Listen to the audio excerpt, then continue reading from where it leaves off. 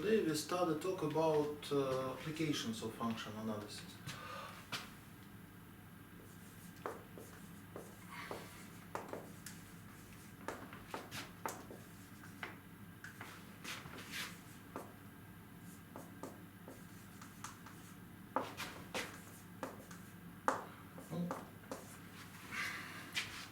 As your main subject is mechanics, so we will apply it to mechanical problems.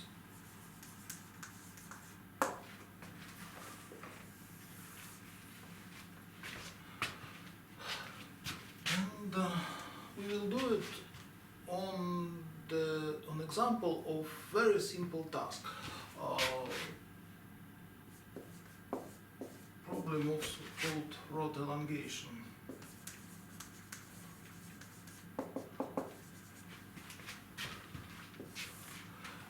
Let's consider a simple rod of variable cross-section, like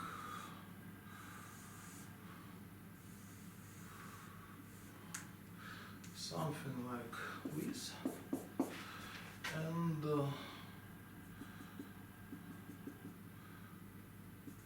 cross-section of this rod is. Here we have coordinate x.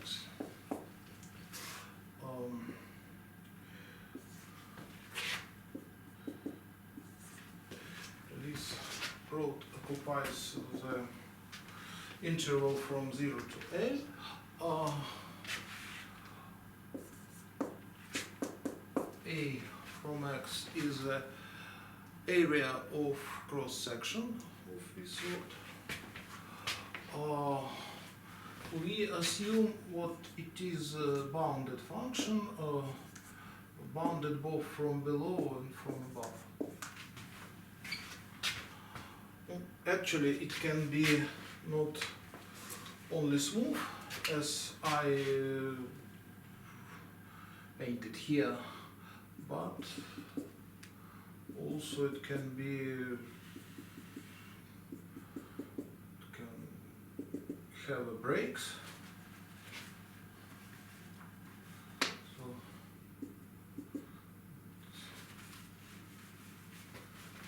it can be something like this.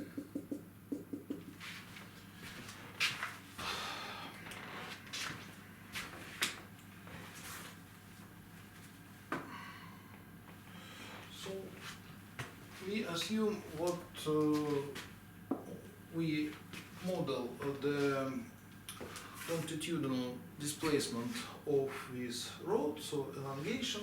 So if we have point with coordinate x, we consider in this point only one degree of freedom, only displacement in horizontal direction.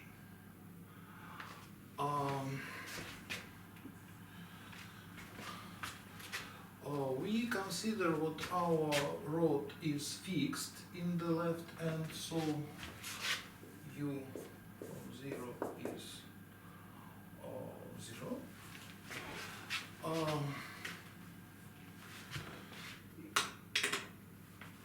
The strain tensor here has only one component because we have our problem is one dimensional, so only component E epsilon xx is equal to normal derivative of u.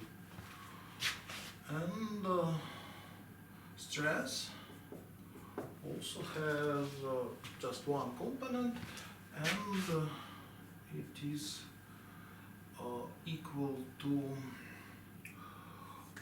u modulus multiplied to area of cross section multiplied to strain.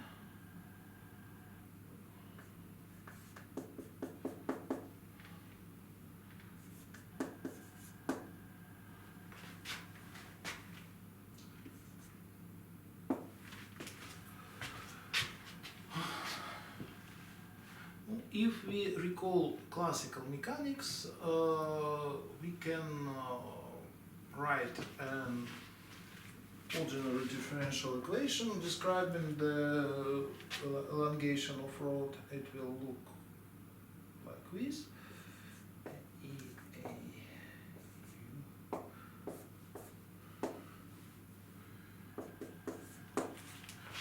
F is pulling force, so in each point we can apply some force F.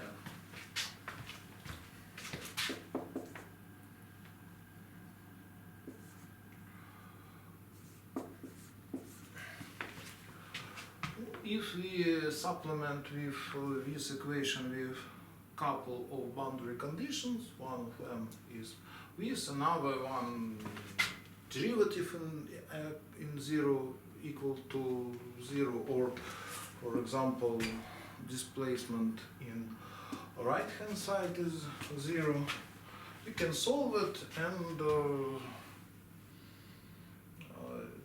seems what everything is obvious here, but as I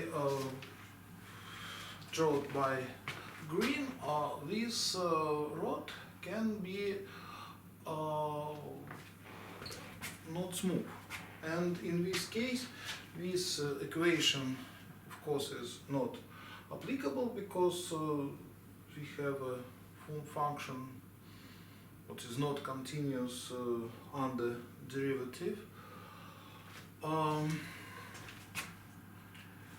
And we need to generalize somehow our approach to modeling. Maybe we can apply here general function, derivatives of general function, and let's try to apply all our theory what we developed in this semester, and look what benefits can we have from this theory. Well, let's talk a little bit more about mechanics. Energy of deformation of our rod is computed as an integral of strain multiplied by stress.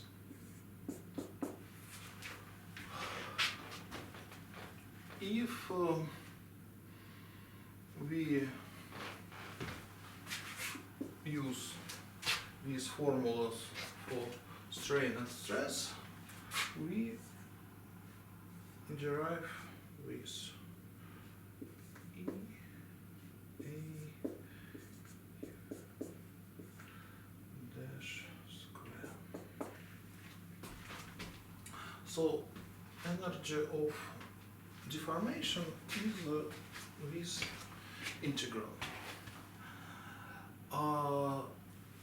Let us first try to build a functional space based on this energy, so it will have a clear physical meaning, and let's see how we can do it, and then let's try to apply our theorems what we proved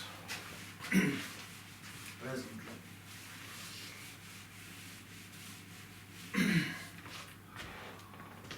So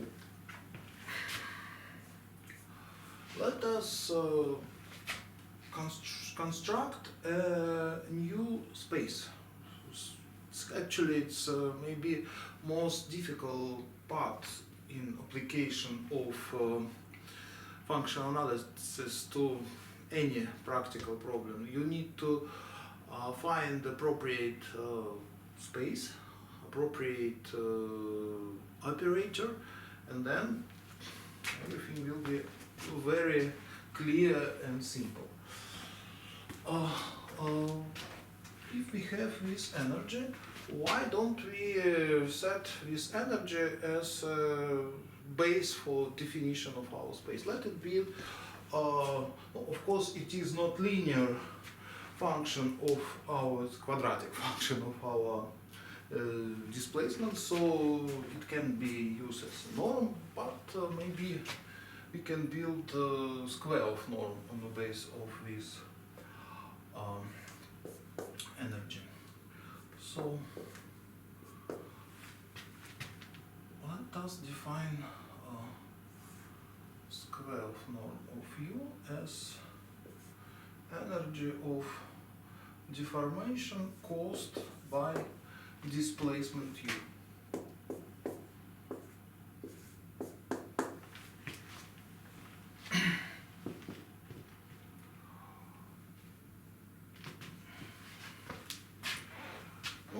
Here we have derivatives of U.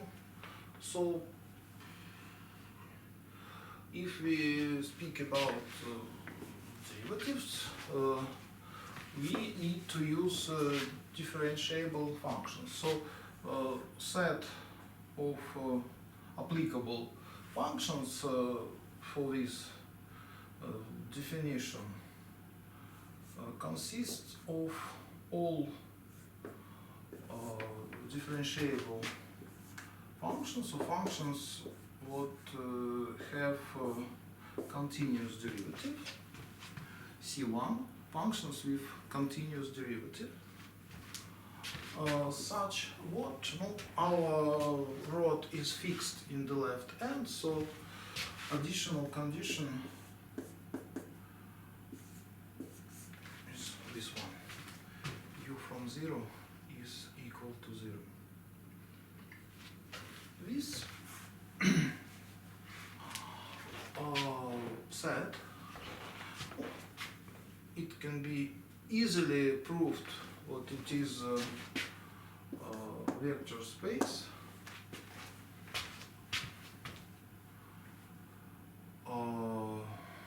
Please recall what is vector space and check what all axioms of vector space are fulfilled. And we can introduce here the inner product by this formula.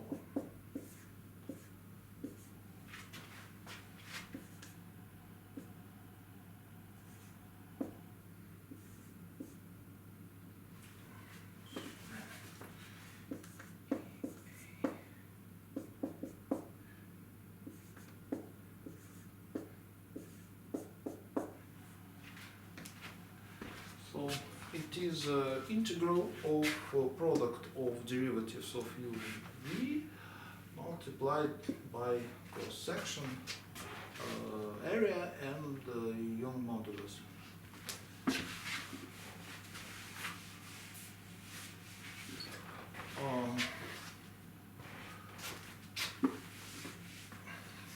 First task for you, prove what it is indeed correct inner product, and all axioms are fulfilled.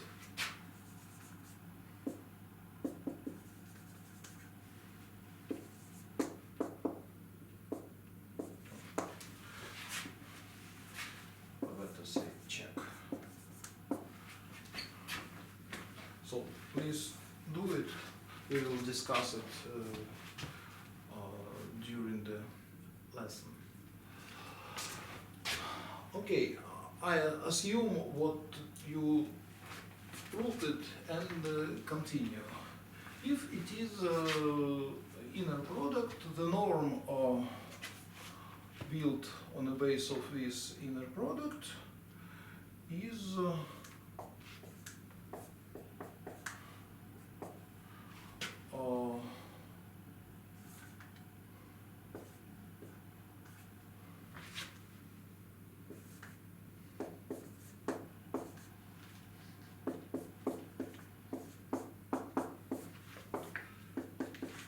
square root of this integral, and that is exactly our energy norm.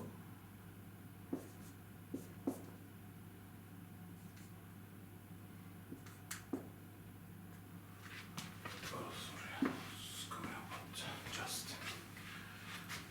energy norm of U.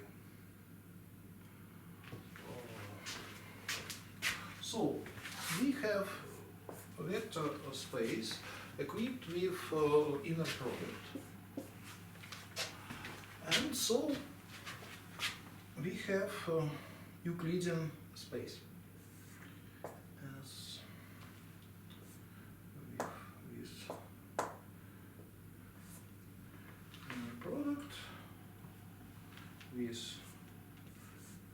pair forms Euclidean space.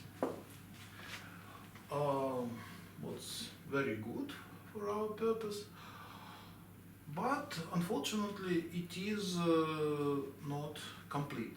Let's illustrate it.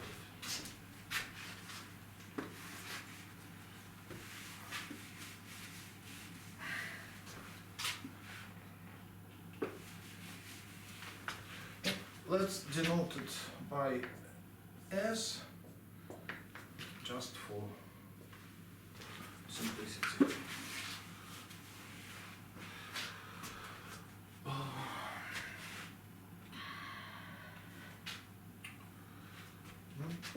Claim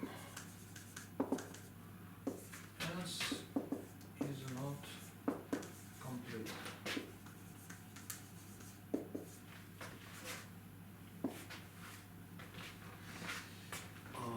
To prove it, let us build some special function.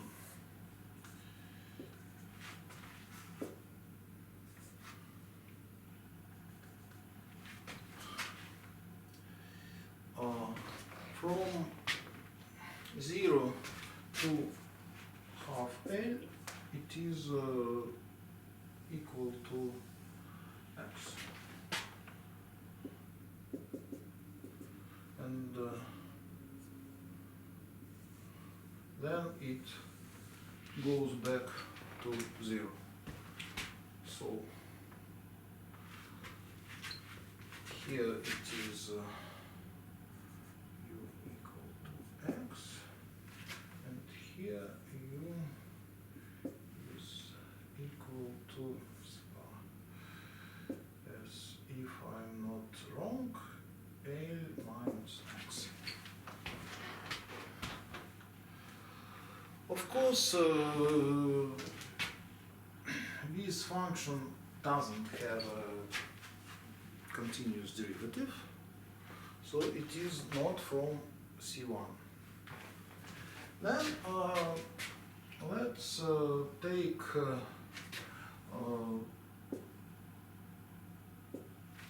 n, that is big enough, and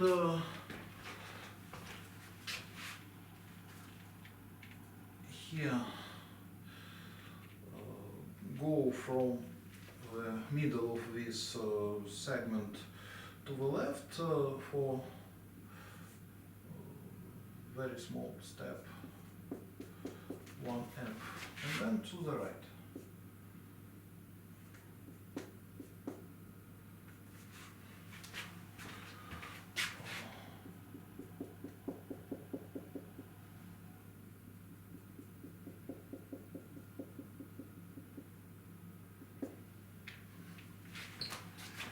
And next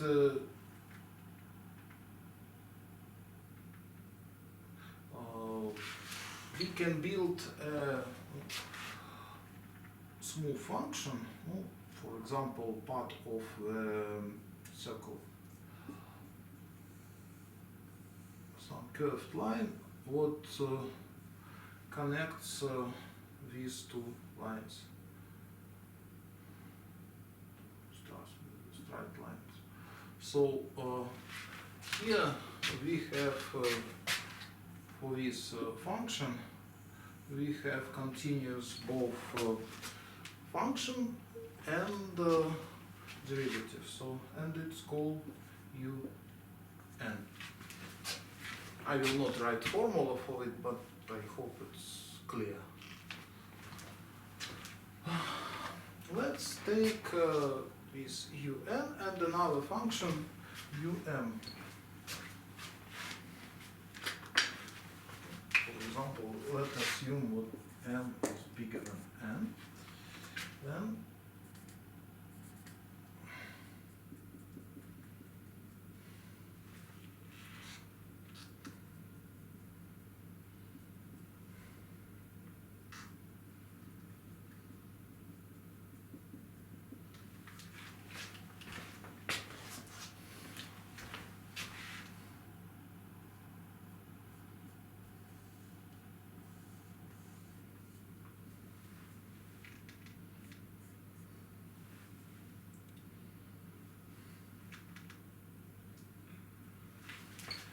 so this is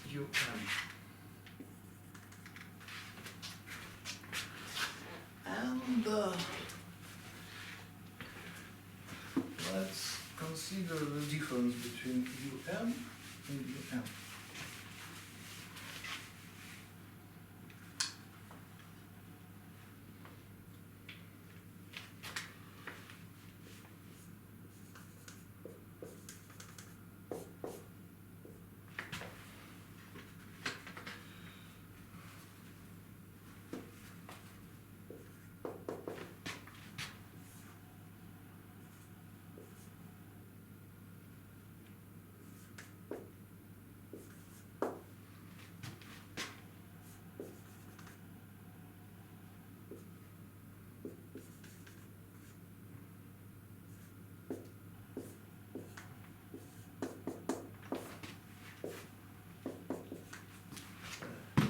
Energy norm of this difference will look like this. Both our functions coincide on these intervals. So the only non-zero difference will be from half L minus 1m to half L plus 1m.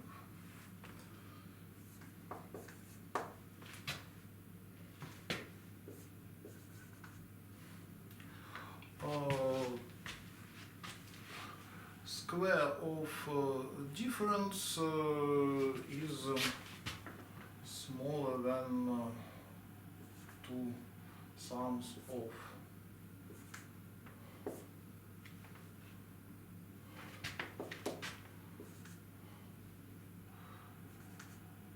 squares.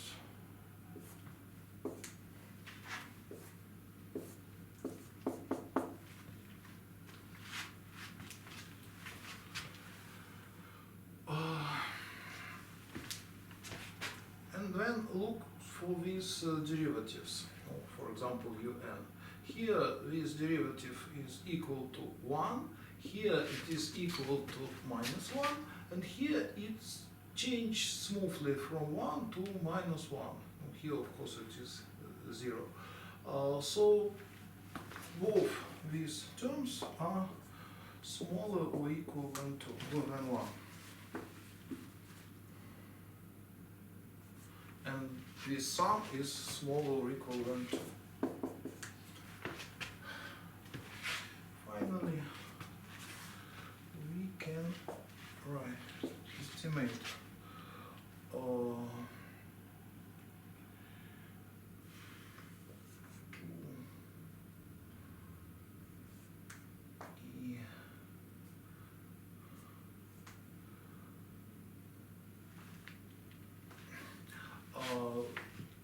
our area of cross section is bigger than m1, so bigger than m1, square root of m1, and we have an integral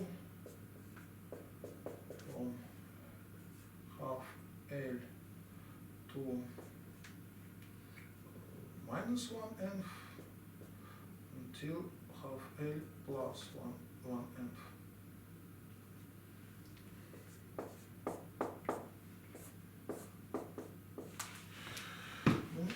It's easy to calculate this. Integral is equal to 1nth. So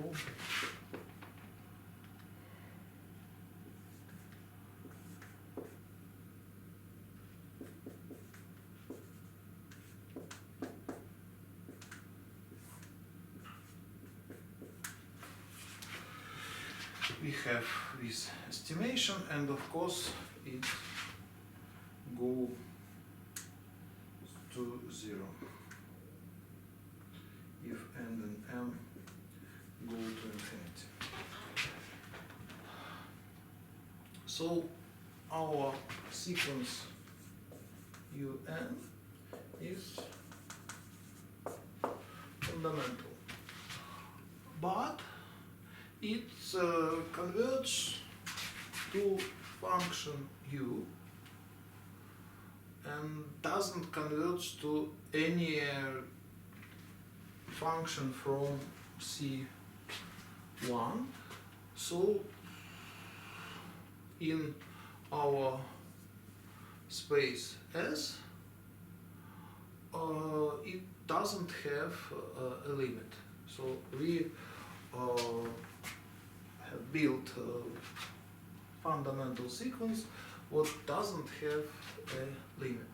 So our space S is not complete, and first we need to solve this problem. So we need to build so-called completion of S.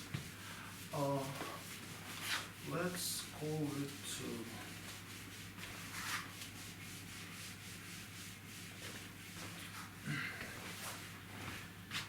H, for example.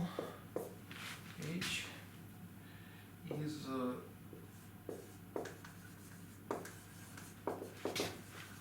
completion of S. What does it mean? S, H, first of all, need to be a Hilbert space, so complete Euclidean space, and S is needs to be dense in H. So in this space, S is everywhere dense. So we need to add some new elements to space S in order to make this space complete, and to make our initial space as the everywhere dense subset of H. Everywhere dense strictly linear variety of S. And next part of this paragraph will be about this completion. We will build so-called energy space, what is the simplest case of Sobolev space.